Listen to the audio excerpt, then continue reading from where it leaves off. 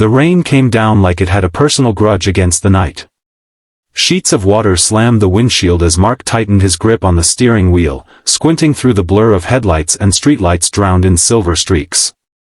The storm had arrived without warning, turning quiet suburban roads into rivers and knocking out power across half the town.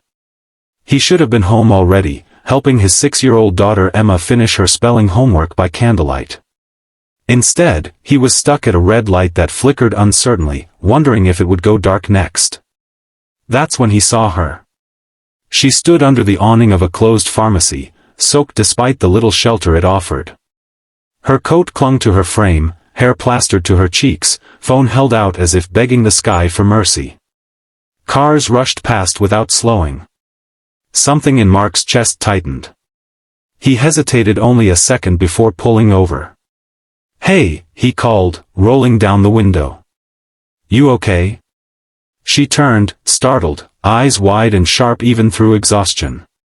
For a moment she looked like she might refuse. Then thunder cracked so close it rattled Mark's bones, and she nodded. "My car died," she shouted over the rain. "I've been trying to get a signal." "Hop in," Mark said. "I'm just a few minutes away. You can dry off, call someone." She studied him, taking in the old sedan, the child's booster seat in the back, the way he leaned away to give her space. Finally, she opened the door and climbed in, bringing the storm with her. "I'm Mark," he said, pulling back onto the road. "Claire," she replied, wrapping her arms around herself. "Thank you. I didn't know what else to do." They drove in companionable silence, broken only by the wiper's frantic rhythm. When they reached Mark's small house, the neighborhood was dark, windows unlit like closed eyes. He led her inside, apologizing for the mess, for the candles, for everything. Emma looked up from the couch, where she sat bundled in a blanket. "Daddy?" "This is Claire," Mark said softly. "She's going to stay until the storm passes." Emma smiled with the uncomplicated kindness of a child. "We have hot chocolate," she announced, as if this solved everything. Claire laughed, the sound surprising them both. "That sounds perfect." As the storm raged outside, something gentler unfolded within the walls of that modest home. They sat at the kitchen table, steam curling from mismatched mugs, candlelight warming the shadows. Claire answered Emma's questions with patience, telling stories that made the little girl giggle. Mark watched, feeling a strange sense of peace he hadn't known since his wife passed 3 years earlier. The house felt fuller, alive in a way he hadn't realized he missed. When Emma finally fell asleep, Mark found Claire standing by the window, watching the rain ease into a steady whisper. "You didn't have to do this," she said quietly. "Most people wouldn't." He shrugged. "Seemed like the right thing." She turned to him then, really looked at him. It was. They talked through the night, about small things at first. Favorite books. Terrible jobs. The way life rarely turned out the way you planned. Claire didn't mention what she did for a living, and Mark didn't ask. He told her about Emma, about learning to braid hair and pack lunches and be enough for someone so small and important. She listened like it mattered. When dawn came, pale and clean, the storm had passed.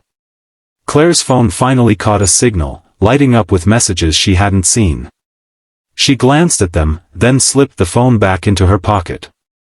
"I should go," she said, regret edging her voice. Mark nodded, though he didn't want her to leave. "I'll walk you to your car." They stood awkwardly by the curb, the moment stretching. Claire offered her hand. "Thank you, Mark. For everything."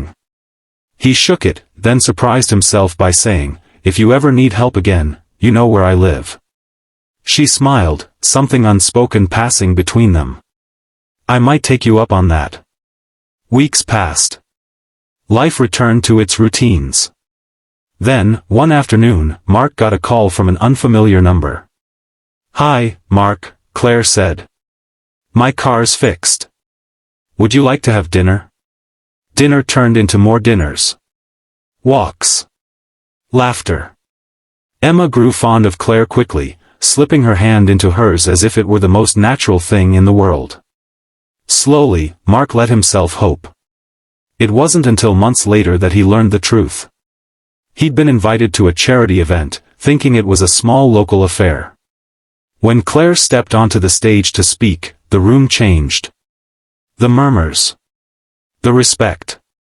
The way people leaned forward. She spoke with confidence and warmth, outlining initiatives, thanking donors. The screen behind her flashed her name and title.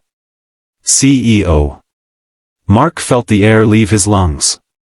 Afterward, he found her alone on a balcony, city lights glittering below. "You could have told me," he said, not accusing, just hurt. She winced. "I wanted you to know me first. Not the job. Not the power." He searched her face, seeing the same woman who'd laughed over hot chocolate, who'd read bedtime stories, who'd held his daughter when she scraped her knee. "I don't care about the title," he said finally. "I just don't want secrets." She nodded, eyes bright. "No more." Their love grew quieter, stronger. Claire learned to savor the simplicity of Mark's world. Mark learned that strength came in many forms. Together, they built something rooted not in status or wealth, but in kindness and choice. One night, as rain tapped gently against the windows, Emma looked up from her coloring and asked, "Is Claire staying forever?" Mark met Claire's gaze. She smiled, hopeful and afraid all at once. "If she wants to," he said. She did.